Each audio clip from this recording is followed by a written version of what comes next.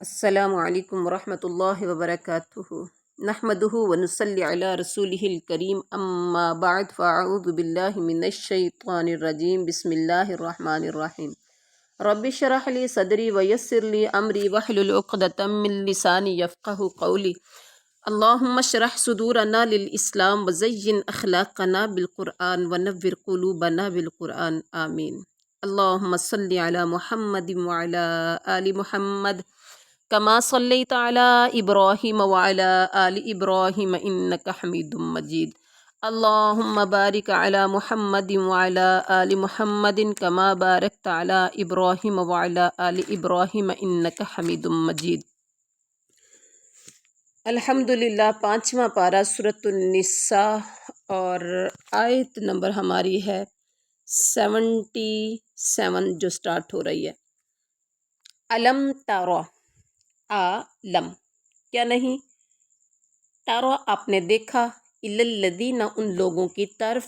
قیلا کہا گیا، لہم ان سے، کفو، کفا یا کفو کا مطلب ہوتا ہے روکنا، کفو سب روک کے رکھو، ایدیکم اپنے ہاتھوں کو، واقیموا الصلاۃ اور تم قائم کرو نماز، وآتوا الزکاۃ اور تم سب ادا کرو زکوٰۃ، فلما پھر جب کتبہ فرض کر دیا گیا علیہم القتال ان پر جہاد، اذا اس وقت فریق منہم ایک گروہ ان میں سے، یغشون الناس یخشون الناس وہ سب ڈرتے ہیں لوگوں سے، کخشیت اللہ اللہ سے ڈرنے کی طرح، طرح والا ترجمہ ہم نے کیا کاف کا طرح اللہ سے ڈرنا، او یا اشدہ اس سے بھی زیادہ سخت، خشیتاً ڈرنا، وقالو اور وہ سب کہنے لگے، ربنا اے ہمارے پروردگار، لما کیوں کتبتا تو نے فرض کر دیا، علینا القتال ہم پر جہاد، لولا کیوں نہ، اخرتنا تو نے مہلت دی ہمیں، الی طرف یا تک، اجل قریب قریبی مدت تک، قل کہہ دیجئے، متاع الدنیا قلیل دنیا کا فائدہ بہت تھوڑا ہے، والآخرۃ اور آخرت، خیر لمن اتقی خیر بہتر ہے اس کے لیے جو تقوی اختیار کرے، ولا اور نہیں، تظلمون تم ظلم کیے جاؤ گے، فتیلا دھاگے کے برابر، دھاگے کے برابر۔ بامحاورہ ترجمے کی طرف آتے ہیں۔ الم تر الی الذین قیل لہم کفوا ایدیکم واقیموا الصلاۃ وآتوا الزکاۃ، کیا تم نے انہیں نہیں دیکھا جنہیں حکم دیا گیا تھا کہ اپنے ہاتھوں کو روک کے رکھو اور نمازیں پڑھتے رہو اور زکوٰۃ ادا کرتے رہو، پھر جب انہیں جہاد کا حکم دے دیا گیا، اسی وقت ان کی ایک جماعت لوگوں سے اس قدر ڈرنے لگی جیسے اللہ تعالیٰ کا ڈر ہو، بلکہ اس سے بھی زیادہ سخت، اور کہنے لگی، کون؟ وہ جماعت کہنے لگے، اے ہمارے پروردگار تو نے ہم پر جہاد فرض کیوں کر دیا، اے ہمارے پروردگار تو نے ہم پر جہاد فرض کیوں کر دیا، کیوں نہ ہمیں تھوڑی سی مہلت دی، یعنی کس کی؟ کیوں نہ ہمیں تھوڑی سی زندگی اور جینے دی۔ آپ کہہ دیجئے دنیا کا مال یا دنیا کا فائدہ تو بہت ہی تھوڑا ہے، اور آخرت تو بہت ہی بہتر ہے اس شخص کے لیے جو تقوی اختیار کرے، اور تم دھاگے کے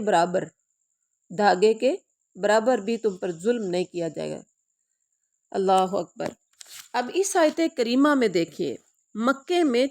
مسلمان چونکہ تعداد اور وسائل کے اعتبار سے لڑنے کے قابل نہیں تھے، نیا نیا اسلام سٹارٹ ہوا تھا، لوگ کم تھے، اس لیے مسلمانوں کی خواہش کے باوجود انہیں قتال سے روکے رکھا گیا، اور دو باتوں کی تاکید کی جاتی رہی کہ ایک یہ کہ کافروں کے ظالمانہ رویے کو صبر اور حوصلے سے برداشت کرنا ہے، اور دوسرا عفو و درگزر سے کام لینا ہے، اور دوسرا کیا ہے؟ نماز، یعنی ایک تو کافروں کے ظالمانہ رویے کو صبر اور حوصلے سے برداشت کرنا ہے اور عفو و درگزر سے کام لینا ہے، نمبر 2 یہ کہ نماز اور زکوٰۃ اور دیگر عبادات پر عمل کا اہتمام کرنا ہے تاکہ اللہ تعالیٰ سے بندے کا تعلق مضبوط بنیادوں پر استوار ہو جائے۔ لیکن ہجرت کے بعد جب مدینہ میں مسلمانوں کی طاقت مجتمع ہو گئی، مکے کے لوگ جو تھے مسلمان وہ بھی مدینہ میں چلے گئے،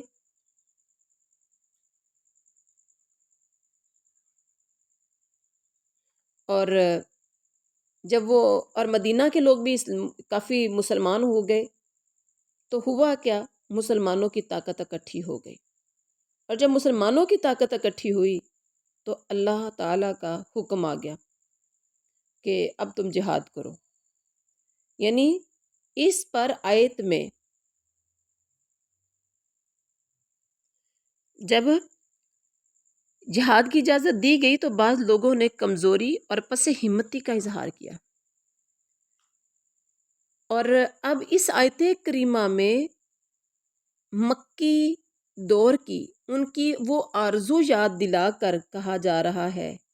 کہ اب یہ مسلمان حکم جہاد سن کر خوف زدہ کیوں ہو رہے ہیں؟ مکہ میں تو بڑی خواہش تھی ان کی، اب یہاں پر خوف زدہ ہو رہے ہیں۔ آیت قرآن میں تحریف، آیت کا پہلا حصہ جس میں ہے کفن ایدی، لڑائی سے ہاتھ روکے رکھنے کا حکم، اس سے بعد لوگوں نے یہ استدلال کیا کہ نماز میں رکوع سے اٹھتے وقت رفع الیدین نہیں کرنا چاہیے، یعنی لوگوں نے اس سے کفو یعنی اپنے ہاتھوں کو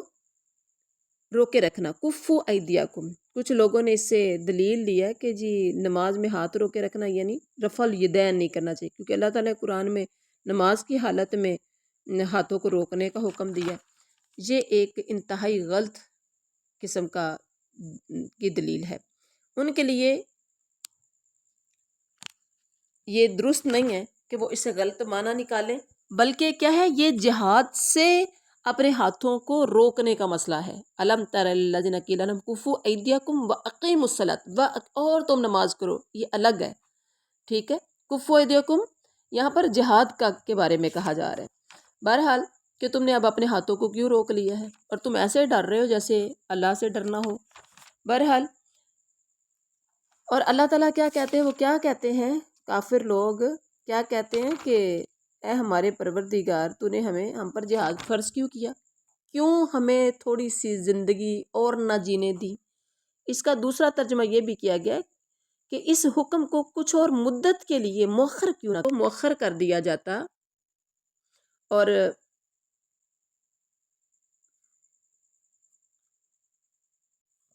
اینا جہاں کہیں، اینا ما تکونو تم سب ہوگے، یدرککم الموت پا لے گی تمہیں موت، اور لو اگرچہ کن تم ہو تم فی بروج مشیدہ مضبوط قلعوں میں، وَإِن اور اگر تصبہم پہنچے انہیں حسنہ تو یقولو حسنتاً اچھائی، کوئی بھلائی، تو وہ سب کہتے ہیں حاضی یہ من عند اللہ، اللہ کی طرف سے ہے۔ وَإِن اور اگر تصبہم پہنچے انہیں سیئاتن کوئی برائی، کوئی تکلیف، سیئاتن یقولو کوئی تکلیف، تو کہتے ہیں حاضی یہ من عندک،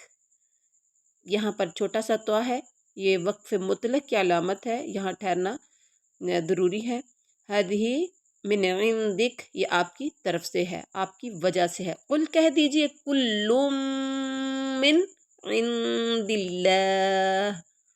کہہ دیجئے سب تکلیف و راحت، یعنی کل سب کچھ، سب کا مطلب تکلیف بھی اور خوشی بھی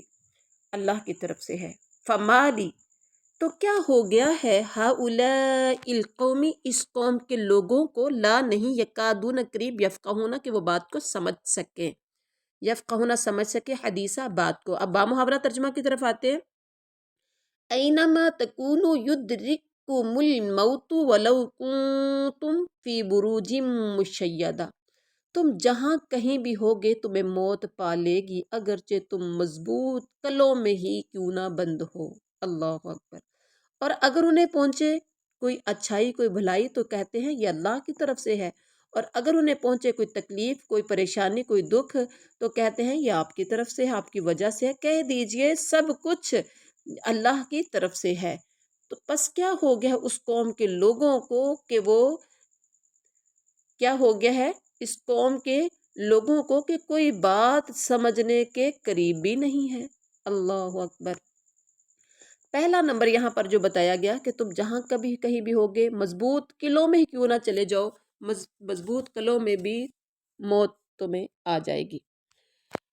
ایسے کمزور مسلمانوں کو سمجھانے کے لیے یہاں پر کہا جا رہا ہے کہ ایک تو یہ دنیا فانی اور اس کا فائدہ عارضی ہے، جس کے لیے تم کچھ مہلت طلب کر رہے ہو، اس کے مقابلے میں آخرت بہت بہتر اور پائیدار ہے، جس کی اطاعت الہی کے صلے میں تم سزاوار ہوگے۔ دوسرا یہ کہ جہاد کرو یا نہ کرو کوئی فرق نہیں پڑتا، موت تو اپنے وقت پر آ کر ہی رہے گی۔ تم مضبوط قلعوں میں ہی بند ہو کر بیٹھ جاؤ، پھر جہاد سے گریز کا کیا فائدہ؟ موت نے آنا ہے۔ جو دن جو رات قبر میں آنی ہے وہ باہر نہیں آ سکتی، جو چاہے جو کچھ مرضی کر لو۔ مضبوط برجوں سے مراد جو ہے نا، مشیدہ، مضبوط برجوں سے مراد بلند و بالا فصیلوں والے قلعے ہیں۔ اللہ اکبر۔ اب یہاں جو ہے نیکسٹ کیا کہا گیا کہ جب انہیں کوئی تکلیف پہنچتی ہے تو وہ کہتے ہیں وہ آپ کی طرف سے ہے، کوئی خوشی پہنچے، اچھائی پہنچے، بلائی پہنچے تو یہ اللہ کی طرف سے ہے، اور اگر کوئی تکلیف پہنچے تو یہ آپ کی وجہ سے ہے۔ یہاں سے پھر منافقین کی باتوں کا ذکر ہو رہا ہے۔ سابقہ امت کے منکرین کی طرح انہوں نے بھی کہا کہ بھلائی، خوشی یا خوشحالی، غلے کی پیداوار، مال و دولت کی فراوانی سب کچھ اللہ کی طرف سے، اور برائی مطلب قحط سالی، مال و دولت میں کمی، دکھ تکلیفیں، یہ سب اے محمد صلی اللہ علیہ وسلم تیری طرف سے ہے۔ یعنی تیرے دین میں تیرا دین اختیار کرنے کے نتیجے میں یہ آزمائشیں ہم پر آئی ہیں۔ جس طرح حضرت موسیٰ علیہ الصلوۃ والسلام اور قوم فرعون کے بارے میں اللہ نے فرمایا، جب ان کو بلائی پہنچتی، خوشی پہنچتی تو کہتے یہ ہمارے لیے، یعنی ہم اس کے حق مستحق ہیں، اور جب انہیں کوئی برائی پہنچتی تو کہتے حضرت موسیٰ علیہ السلام اور ان کے پیروکاروں سے بدشگونی پکڑتے ہیں، نعوذ باللہ، یعنی یہ ان کی نحوست کا نتیجہ ہے۔ اور اس کے بعد اللہ تعالیٰ کہتے ہیں کہ انہیں کہہ دو کہ یہ سب کچھ اللہ کی طرف سے ہے، انہیں کیا ہو گیا ہے کہ کوئی بات سمجھنے کے قریب بھی نہیں، یعنی بلائی اور برائی دونوں اللہ کی طرف سے ہی ہیں، لیکن یہ لوگ قلت فہم اور قلت علم اور کثرت جہل اور ظلم کی وجہ سے اس بات کو سمجھ ہی نہیں پاتے کہ اصل معاملہ کیا ہے۔ نیکسٹ ہے ما جو اصابہ کا پہنچے تجھے، من حسنات کوئی فائدہ، فمن اللہ تو وہ اللہ کی طرف سے ہے، وما اور جو اصابہ کا پہنچے آپ کو، من سیئات کوئی تکلیف، فمن نفسک کا تو وہ تیرے نفس کی طرف سے ہے، وہ ارسلنا کا اور ہم نے بھیجا ہے آپ کو، للناسی لوگوں کے لیے، رسولہ رسول بنا کر، وکفا باللہ اور کافی ہے اللہ شہیدہ بطور گواہ۔ بامحاورہ ترجمہ کریں گے، ما اصابک من حسنۃ فمن اللہ، تجھے جو بھلائی، اللہ انسان سے مخاطب ہو کے کہہ رہے ہیں کہ اے انسان تجھے جو بھلائی ملتی ہے وہ اللہ کی طرف سے ہے، اور جو برائی پہنچتی ہے وہ تیرے اپنے نفس کی طرف سے ہے۔ پچھلی آیت میں کہا منافق کہتے تھے کہ جو ہمیں تکلیف یا کوئی پریشانی آتی تو وہ آپ کی طرف سے، اے محمد صلی اللہ علیہ وسلم آپ کی نحوست کی وجہ سے، استغفر اللہ، نعوذ باللہ۔ لیکن اللہ کہتے ہیں کہ انسان وہ تیرے اپنے نفس کی طرف سے ہے، ہم نے تجھے تمام، اللہ اپنے رسول سے مخاطب ہو کے کہہ رہے ہیں ہم نے آپ کو تمام لوگوں کے لیے رسول بنا کر بھیجا، اور اللہ تعالی گواہ کافی ہے۔ اب اس میں جو بھلائی تجھے ملتی ہے وہ تو اللہ کی طرف سے ہے، ٹھیک ہے، وہ اللہ کی طرف سے ہے، یعنی اللہ کے فضل و کرم سے ہے، کسی نیکی یا طاعت کا صلہ نہیں ہے، کیونکہ نیکی کی توفیق بھی دینے والا اللہ، اس کے علاوہ اس کی نعمتیں اتنی بے پایا ہیں کہ ایک انسان کی عبادت و طاعت اس کے مقابلے میں کوئی حیثیت نہیں رکھتی۔ صبح سے لے کے شام تک، دن سے لے کے رات تک، آپ رات سے لے کے صبح تک آپ اللہ کی عبادت میں مصروف رہیں، سجدوں میں، اذکار میں اور قرآن پاک کی تلاوت میں، تو اس کے اللہ کی نے جو انسان کو نعمتیں دی ہیں اس کے مقابلے میں کچھ بھی نہیں ہے یہ آپ کی عبادت۔ ایک حدیث میں آپ صلی اللہ علیہ وسلم نے فرمایا جنت میں جو بھی جائے گا محض اللہ کی رحمت سے جائے گا، اپنے عمل کی وجہ سے نہیں جائے گا۔ کوئی یہ نہ کہے کہ میں اللہ اپنے عملوں کی وجہ سے جنت میں جاؤں گا۔ صحابہ کرام نے فرمایا یا رسول اللہ ولا انت، آپ صلی اللہ علیہ وسلم بھی اللہ کی رحمت کے بغیر جنت میں نہیں جائیں گے؟ آپ صلی اللہ علیہ وسلم نے فرمایا ہاں، جب تک اللہ مجھے بھی اپنے دامان رحمت میں نہیں ڈھانک لے گا جنت میں میں بھی نہیں جاؤں گا۔ اللہ اکبر، بخاری شریف کی یہ حدیث ہے۔ اور اس کے بعد کیا ہے، اور جو برائی پہنچتی ہے، جو برائی پہنچتی ہے وہ کیا ہے، من نفسک، وہ تیرے اپنی طرف سے ہے۔ یعنی یہ برائی بھی اگرچہ اللہ کی مشیت سے ہی آتی ہے، جیسا کہ کل من عند اللہ، پیچھے کہا کہ ہر چیز کل من عند اللہ، پچھلی آیت میں کہا تھا کہ ہر سب کچھ اللہ کی طرف سے ہے، لیکن یہ برائی کسی گناہ کی عقوبت یا اس کا بدلہ ہوتی ہے۔ اس لیے فرمایا یہ تمہارے نفس سے ہے، یعنی تمہاری غلطیوں، تمہاری کوتاہیوں، گناہوں کا نتیجہ ہے۔ اور ایک قرآن پاک کی آیت ہے سورۃ الشورى کی، جس کا ترجمہ ہے تمہیں جو مصیبت پہنچتی ہے وہ تمہارے اپنے عملوں کا نتیجہ ہے اور بہت سے گناہ تو معافی فرما لیتا ہے۔ اللہ اکبر۔ من یطیع الرسول، جو اطاعت کرے گا رسول کی، فقد اطاع اللہ، تو اس نے اطاعت کی اللہ کی، وما تولا، اور جو شخص تولا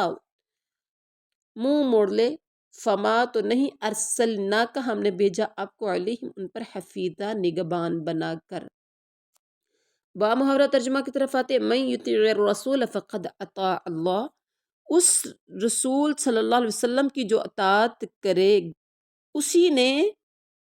اللہ کی فرما برداری کی، یعنی جو رسول کی اطاعت کرے اس نے اللہ کی فرما برداری کی اطاعت کی، اور جو منہ موڑ لے، اعراض کر لے، تو ہم نے آپ کو کچھ ان پر نگبان بنا کر نہیں بھیجا۔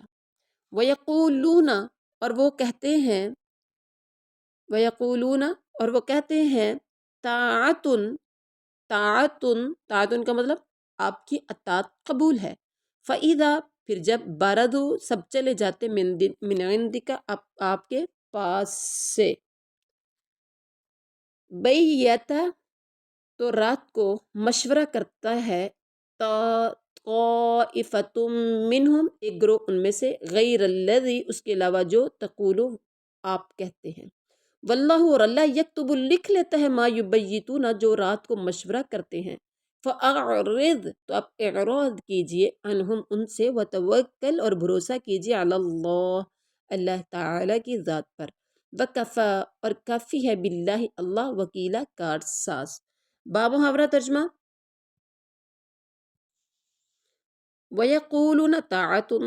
فَإِذَا بَرَزُوا مِنْ عِنْدِكَ، یہ کہتے تو ہیں کہ اطاعت ہے، یعنی آپ کی اطاعت قبول ہے، پھر جب وہ آپ کے پاس سے جاتے ہیں، اٹھ کر باہر نکلتے ہیں، تو کیا کہتے ہیں؟ باہر نکل کر کیا کہتے ہیں؟ جو بات آپ نے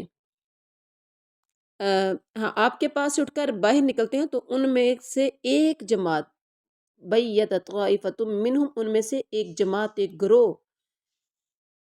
جو بات آپ نے یا اس نے کہی ہے اس کے خلاف راتوں کو مشورہ کرتی ہے۔ ان کی راتوں کی بات چیت اللہ لکھ رہا ہے،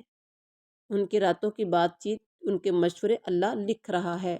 تو آپ ان سے منہ موڑ لیجئے اور اللہ کی ذات پر توکل اور بھروسہ کیجئے، اور اللہ بطور گواہ، بطور کارساز کافی ہے، اللہ بطور کارساز کافی ہے۔ اب یہاں دیکھیے، جو راتوں کو آپ کے خلاف مشورہ کرتی ہے، جو آپ نے بات کی ہوتی ہے اس بات کے خلاف رات کو جو ایک گروہ ہے جو مشورہ کرتا ہے، یہ منافقین آپ صلی اللہ علیہ وسلم کی مجلس میں جو باتیں ظاہر کرتے ہیں، راتوں کو ان کے برعکس باتیں کرتے اور سازشوں کا جال بنتے ہیں،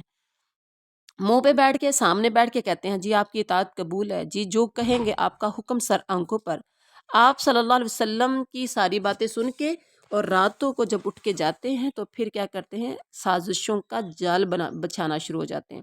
اللہ تعالیٰ کہہ رہے ہیں میرے نبی آپ ان سے اعراض کر لیجئے اور اللہ کی ذات پر توکل کیجئے، ان کی باتیں اور سازشیں آپ صلی اللہ علیہ وسلم کو کوئی نقصان نہیں پہنچا سکیں گی، کیونکہ آپ کا وکیل اور آپ کا کارساز تو اللہ کی ذات ہے، سبحان اللہ۔ افلا تو کیا نہیں، یتدبرون القرآن، وہ سب غور کرتے قرآن میں،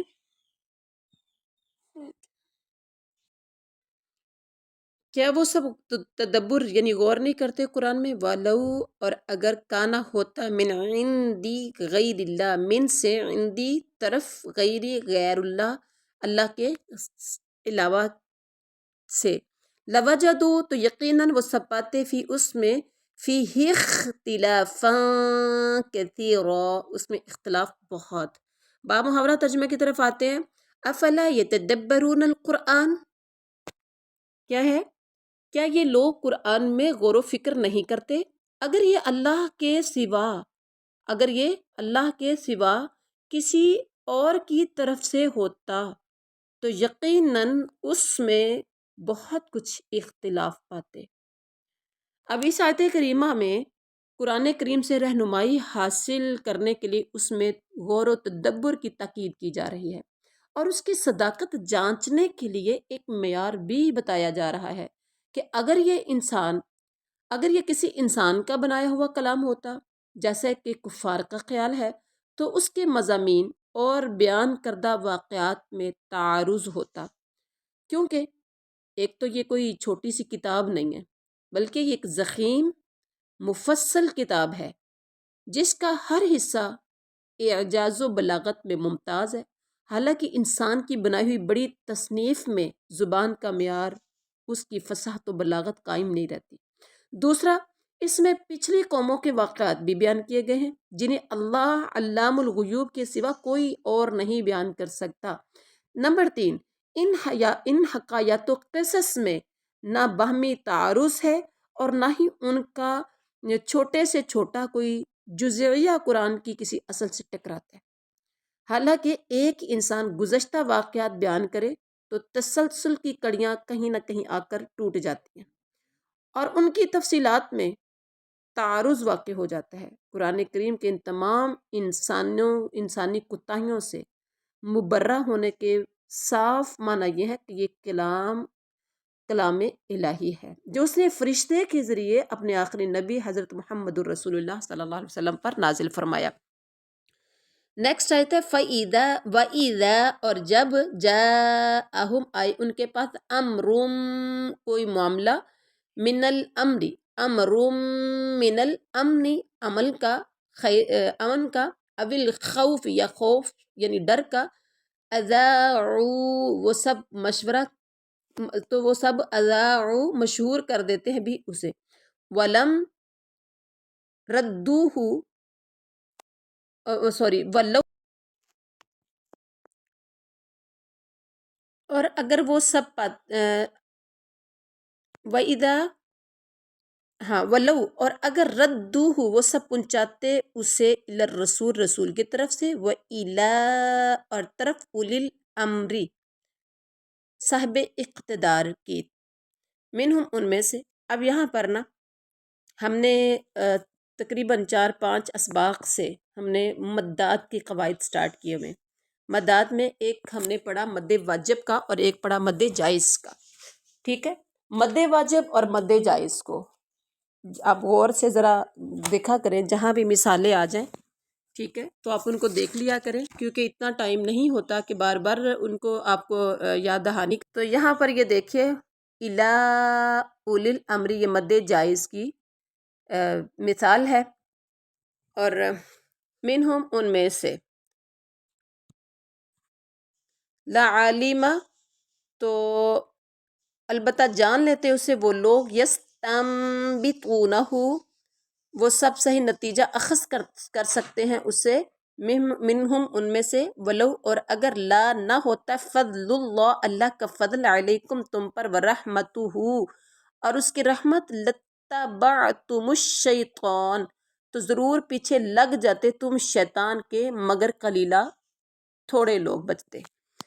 اب با محاورہ ترجمہ کی طرف آتے ہیں۔ وَإِذَا جَاءَ اہم امر من الامن او الخوف، جہاں انہیں کوئی خبر امن کی یا خوف کی ملی، انہوں نے اسے اذاعوا بہ، تو انہوں نے اسے مشہور کرنا شروع کر دیا. وَلَوْ رَدُّوهُ إِلَى الرَّسُولِ وَإِلَى أُولِي الْأَمْرِ مِنْهُمْ، حالانکہ اگر یہ لوگ اسے رسول اللہ صلی اللہ علیہ وسلم کے اور اپنے میں سے ایسی باتوں کے تہ تک پہنچنے والوں کے حوالے کر دیتے تو اس کی حقیقت وہ معلوم کر لیتے، جو نتیجہ صحیح طرح سے یستنبطونہ، جو نتیجہ اخذ کرتے ہیں. اور اگر اللہ تعالیٰ کا فضل اور اس کی رحمت تم پر نہ ہوتی تو چند لوگوں کے سوا تم سب شیطان کے پیروکار بن جاتے. اور آگے اب یہاں دیکھیے کیا کہا جا رہا ہے کہ بعض کمزور اور جلد باز مسلمانوں کا رویہ ان کی اصلاح کی غرض سے بیان کیا جا رہا ہے. امن کی خبر سے مراد مسلمانوں کی کامیابی اور دشمن کی ہلاکت و شکست کی خبر، جس کو سن کر امن اور اطمینان کی لہر دوڑ جاتی ہے، جس کے نتیجے میں بعض دفعہ ضرورت سے زیادہ پر اعتمادی پیدا ہو جاتی ہے، جو انسان کے لیے نقصان کا باعث بن سکتی ہے. اور خوف کی خبر سے مراد مسلمانوں کی شکست اور ان کے قتل و ہلاکت کی خبر، جس سے مسلمانوں میں افسردگی پھیلنے اور ان کے حوصلے پست ہونے کا امکان ہوتا ہے. اس لیے انہیں کہا جا رہا ہے کہ اس قسم کی خبریں چاہے امن کی ہوں یا خوف کی، انہیں سن کر عام لوگوں میں پھیلانے کی بجائے رسول اللہ کے پاس پہنچا دو، یا اہل علم و تحقیق میں انہیں پہنچا دو. اہل علم لعلمہ الذین یستنبطونہ منہم، کیا ہے اس سے مراد؟ اہل علم و تحقیق میں انہیں پہنچا دو تاکہ وہ یہ دیکھیں کہ یہ خبر صحیح ہے یا غلط ہے. اگر صحیح ہے تو اس وقت اس سے مسلمانوں کا باخبر ہونا مفید ہے یا بے خبر رہنا زیادہ نفع والا ہے. یہ اصول ویسے تو عام حالات میں بھی بڑا اہم اور نہایت مفید ہے، لیکن عین حالت جنگ میں تو اس کی اہمیت و افادیت بہت ہی زیادہ ہے. استنباط کا مادہ نبت اس پانی کو کہتے، نون بات اس پانی کو کہتے جو کنواں کھودتے وقت سب سے پہلے نکلتا ہے. اسی لیے استنباط تحقیق اور بات کی تہ تک پہنچنے کو کہا جاتا ہے. یستنبطونہ، ٹھیک ہے، کس کو کہا جاتا ہے؟ بات کی تہ تک پہنچنے والا. فقاتل، تو اب جنگ کریں. اللہ اپنے نبی سے کہہ رہے ہیں اے نبی آپ جنگ کیجئے فی سبیل اللہ، اللہ کی راہ میں. لا، نہیں، تکلف، تکلیف دیے جاتے، الا، مگر، نہیں تکلیف دیے جاتے مگر نفس کا، اپنے نفس کی، وحرد المؤمنین، اور آپ رغبت دیں، ترغیب دیں مومنوں کو بھی. عفا اللہ عن قریب، یا قریب ہے کہ اللہ ان یکفا، روک دے، بأس الذین، لڑائی کو ان لوگوں کی طرف سے، کفروا، جنہوں نے کفر کیا. واللہ، اور اللہ، اشد، زیادہ سخت ہے، بأسا، لڑائی میں، واشد، اور بہت زیادہ سخت ہے، تنکیلا، سزا دینے میں. بامحاورہ ترجمہ کی طرف آتے ہیں. فقاتل فی سبیل اللہ، اے نبی آپ اللہ کی راہ میں جہاد کرتے رہیے. لا تکلف الا نفسک وحرد المؤمنین، تجھے صرف تیری ذات کی نسبت حکم دیا جاتا ہے، ہاں ایمان والوں کو ترغیب دلاتے رہیے. ممکن ہے کہ اللہ تعالیٰ کافروں کی لڑائی کو، ممکن ہے کہ اللہ تعالیٰ کافروں کی جنگ کو روک دے، اور اللہ تعالیٰ سخت قوت والا اور سخت سزا دینے والا بھی ہے. نیکسٹ آیت میں ہے من یشفع، جو سفارش کرے گا، شفاعتن حسنہ، شفاعتن حسنہ، شفاعت حسنہ، نیک بات کی، یکن لہ، تو ہوگا اس کے لیے، نصیب منہا، حصہ اس میں سے. اب اس کو عربی پڑھیں گے. من یشفع شفاعتن حسنة يكن له نصيب منها ومن يشفع، اور جو کہ سفارش کرے گا، شفاعت سیئۃ یکن لہ، بری سفارش تو ہوگا اس کے لیے کفل منہا، اس میں سے اس کا کفل حصہ، وکان اللہ، اور ہے اللہ تعالیٰ، علی کل شیء مقیتا، شیء مقیتا، ہر چیز پر نگہبان۔ بامحاورہ ترجمہ کرتے ہیں، من یشفع شفاعتا حسنہ، جو شخص کسی نیکی یا بھلے کام کی سفارش کرے اسے بھی اس کا کچھ حصہ ملے گا، اور جو برائی اور بدی کی سفارش کرے اس کے لیے بھی اس میں سے حصہ ملے گا۔ اللہ تعالیٰ ہر چیز پر قادر ہے، یعنی یہاں سے پتہ چلا کہ نیکی کی سفارش کرنے والے کو اس کی نیکی کا ثواب ملے گا۔ مطلب آپ کسی کے بچے کو قرآن پاک پڑھنے کے لیے رہنمائی دے دیں کہ فلاں جگہ پر بڑا اچھا قرآن پاک پڑھایا جاتا ہے، ٹھیک ہے، یا ایسے ہی کوئی صدقہ خیرات کرنا چاہتا ہے، تو آپ کی نظر میں جس کو وہ دے رہا ہے لگ رہا ہے کہ وہ صحیح بصارف نہیں ہے، لیکن آپ کو پتہ ہے کہ فلاں جو ہے وہ زیادہ مستحق بھی ہے، ضرورت مند بھی ہے، اور اس کو دیا جانا چاہیے، اس کا زیادہ حق ہے، تو آپ دینے والے کی رہنمائی کر دیں کہ میرے پاس کچھ ایسے لوگ موجود ہیں، آپ اگر انہیں دے دیں تو آپ کے لیے زیادہ بہتر ہوگا۔ تو اس طرح سے یہ ایک سفارش ہوتی ہے، یا کچھ لوگ آپ کے پاس آتے ہیں لیکن آپ کے پاس اتنا ہے نہیں ہے کہ آپ ان کی ضرورت پوری کر سکیں یا آپ ان کی مدد کر سکیں، تو آپ سفارش کر کے کسی سے ان کی مدد کروا سکتے ہیں، ٹھیک ہے، کسی قسم کی بھی مدد ہو، آپ سے ہیلتھ کے حساب سے ہو یا یعنی کسی قسم کا بھی کام ہو، تو ہر لحاظ سے اگر آپ اچھی سفارش کرتے ہیں تو آپ سمجھیں آپ کا اس میں حصہ ہوگا، وہ دے نہ دے، کہے نہ کہے، دعا مانگے نہ مانگے، آپ کو اللہ کی طرف سے حصہ ملنا ہے۔ اور جو کہ سفارش کرے گا بری کسی کے گناہ کے لیے، تو پھر کیا ہوگا، اس میں سے اس کا بھی حصہ ہوگا، اور ہے اللہ ہر چیز پر نگہبان۔ اب یہاں دیکھیے آگے نیکسٹ آیت میں وَإِذَا، اور جب حُيِّيتُم، جب دعا دی جائے تمہیں، بِتَحِيَّةٍ، کوئی دعا، فَحَيُّوا، تو جواباً سب دعا دو، بِأَحْسَنَ، زیادہ اچھے الفاظ سے، منہا، اس سے، او یا ردوہا، تم سب لٹا دو وہی الفاظ، یعنی لٹا دو اسے، مطلب وہی الفاظ لٹا دو، ان اللہ، بے شک اللہ تعالیٰ، کان ہے، علی کل شیء حسیبہ، ہر چیز کا حساب لینے والا۔ بامحاورہ ترجمہ کریں گے، وَإِذَا حُيِّيتُم بِتَحِيَّةٍ فَحَيُّوا بِأَحْسَنَ مِنْهَا أَوْ رُدُّوهَا، اور جب تمہیں سلام کیا جائے تو تم اس سے اچھا جواب دو یا انہی الفاظ کو لٹا دو، بے شک اللہ تعالیٰ ہر چیز کا حساب لینے والا ہے۔ اب اس آیت کریمہ میں بتحیہ، تحیہ اصل میں تحجیجتن ہے، تحجیجتن، یا کے یا میں ادغام کے بعد تحیہ ہو گیا، اس کے معنی ہے درازی عمر کی دعا، الدعاء بالحیات، یہاں یہ سلام کرنے کے معنی میں ہے۔ زیادہ اچھا جواب دینے کی تفسیر حدیث میں اس طرح آئی ہے کہ السلام علیکم کے جواب میں ورحمۃ اللہ کا اضافہ، اور السلام علیکم ورحمۃ اللہ، یعنی السلام علیکم کے جواب میں ورحمۃ اللہ کا اضافہ کیا جائے،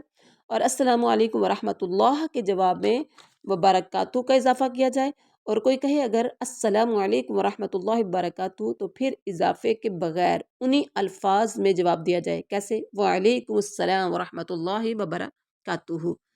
اور ایک حدیث میں آتا ہے کہ السلام علیکم کہنے کی 10 نیکیاں ہیں، اگر آپ اس کے ساتھ ورحمۃ اللہ ملا لیتے ہیں تو آپ کو 20 نیکیاں ملتی ہیں، اور اگر آپ وبرکاتہ ملا لیتے ہیں تو آپ کو اس کی 30 نیکیاں ملتی ہیں، سبحان اللہ، مسند احمد کی یہ حدیث ہے، ٹھیک ہے۔ اب دیکھیں،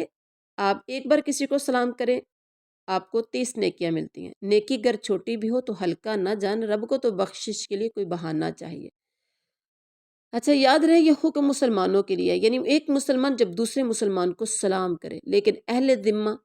یعنی یہود و نصارہ کو سلام کرنا ہو تو ایک تو ان کو سلام کرنے میں پہل نہیں کرنی، یہود و نصارہ کو آپ نے پہلے السلام علیکم نہ کرنا، نہیں کرنا، دوسرا اضافہ نہیں کرنا، اگر وہ کہیں آپ کو السلام علیکم تو آپ ان سے کہہ دیں وعلیکم السلام، لیکن اضافہ نہیں کرنا، لیکن صرف سوری وعلیکم السلام بھی نہیں کہنا، کیا کہنا ہے وعلیکم، کوئی آ کے کہے السلام علیکم، آپ نے کیا بولنا ہے آگے سے وعلیکم، وعلیکم، کیونکہ اکثر یہود و نصارہ ان کی نیت کے بارے میں بتایا گیا کہ یہ مسلمانوں کو بددعا کے طور پر یہ کہتے ہیں، لفظوں کو